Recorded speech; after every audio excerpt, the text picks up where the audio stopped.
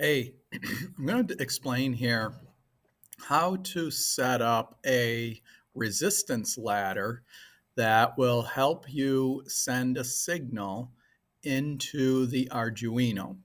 So I'm doing this with a musical keyboard.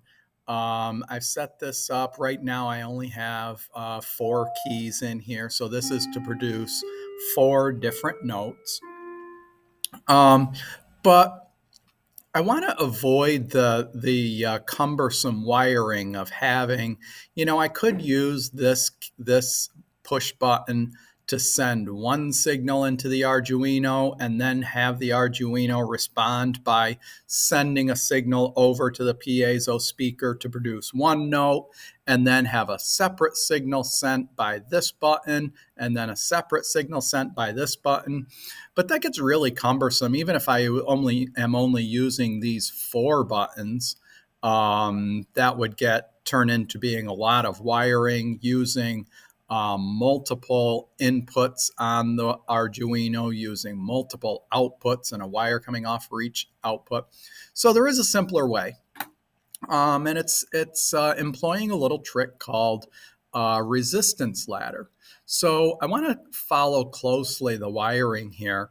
So what I have to begin with is I have the output from the Arduino. I'm using the 5-volt output from the Arduino, and I'm powering up this power bar. So all of these dots are powered with that 5 volts. And then I'm going to run it over to the other power bar. So all of these dots connections are powered with 5 volts. And then my ground is connected to the other half of that power bar. So all of these dots on this row are ground, and all of these dots on this row are ground. So I started off by powering up that bar, and I look at the first connection coming off of that bar. And what I'm doing is I'm sending a 5-volt wire to the input of this switch. So I've got this coming into this switch. With this switch this is a push button switch. You press the button in and it completes the circuit. You release the button and it opens the circuit back up. So when I push that button in, that completes the circuit. And so now I've got 5 volts continuing through that button, and then it comes over here to the output of that switch. Then what I've done is I've connected the output of that switch to the output of the next switch.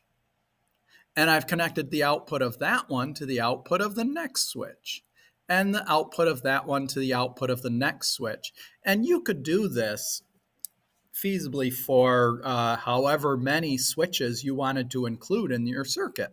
For this circuit, once it's completed, I'm going to want 8 switches here. I want to be able to have a musical keyboard that will play a full octave. So I'm going to want 8 switches. Again, not really manageable to have a separate input for all of those 8 switches going into the Arduino.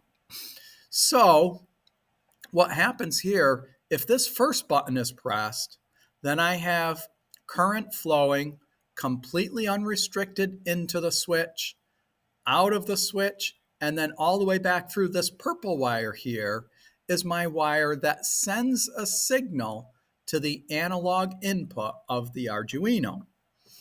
So pressing the first button completes that circuit and sends a signal back to the Arduino. And what about the second button? So let's follow the circuit path for the second button. Coming out of the 5 volt, and now I have a resistor. And if I look at that, I see that that is a 500 ohm resistor. So now the current, in order to flow to the input of that second switch, needs to go through this 500 ohm resistor first. That diminishes the voltage that's going to be sent to the analog in on the Arduino. So goes through the 500 ohm resistor, goes into the input of the switch. If the button is pushed, then it comes out the output of the switch, and there's my output. connected from here to the next switch.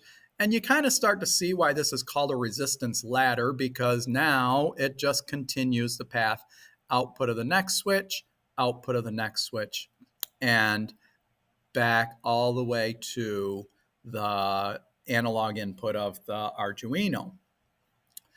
What if I press the third button?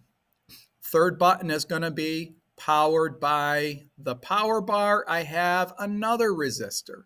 Now this resistor has a greater resistance, 1000 ohms. So pressing this button means that current has to flow through that 1000 ohm resistor and diminishing even further the voltage that gets sent to the analog in signal. And then the last button, what if I press that one? That is 1,500 ohms. The nice thing about doing this on Tinkercad simulation is you can set the resistances of the resistor to be anything you want. If you're doing this on a real Arduino, you may be limited by what resistors you have available or what resistors you're able to source. But the nice thing about the simulation is we can use any resistances that I want. So what I've done here is I've said, gee, I wonder what voltage is being sent to the analog in for each one of these button presses. So what I'm going to do is I'm going to go ahead and start the simulation. And I see right now no buttons are pressed, and my voltmeter shows that it's a 0 volts. What if I press this first button? Remember, the first button has no resistance at all. So when I press that first button, I can see the 5 volts, and I hear the tone that comes out from that. What about the second button? 4.76 volts. It's diminished because it has to go through this resistor. The third button has to go through the 1000 ohm resistor, so an even lower resistance, or voltage rather. And the last one has to go through the 1500 ohm resistor, and I have an even greater diminished voltage. And as you see, you could set this up to be any combination. Actually, I have that set to giga ohms. That's why it didn't tone there. I'm going to set that back to ohms. And now when I press that last one, there we go. I see an even lower voltage. And then what you can do within your code is take this analog input value and translate it to a tone that you want to play through the piezoelectric speaker. One thing I'm going to tell you now is the value is going to be a value somewhere between 0 and 1023. If I press the first button and I get a 5 volt reading, that translates to an analog in signal of 1023. If I press the last button with a 4.35 volt, that translates to an analog signal of 890. And if I had here, that was why the reason I originally had this, I'm going to set this one to be a ridiculously high resistance. So basically no continuity at all, no current flowing at all. And therefore the voltage comes out as 0 when I press that button. And the analog in signal is 0. I'm going to do in a separate video, I'm going to explain how you can use the code in Tinkercad to help you establish a correlation between the voltage reading that's output and the analog signal.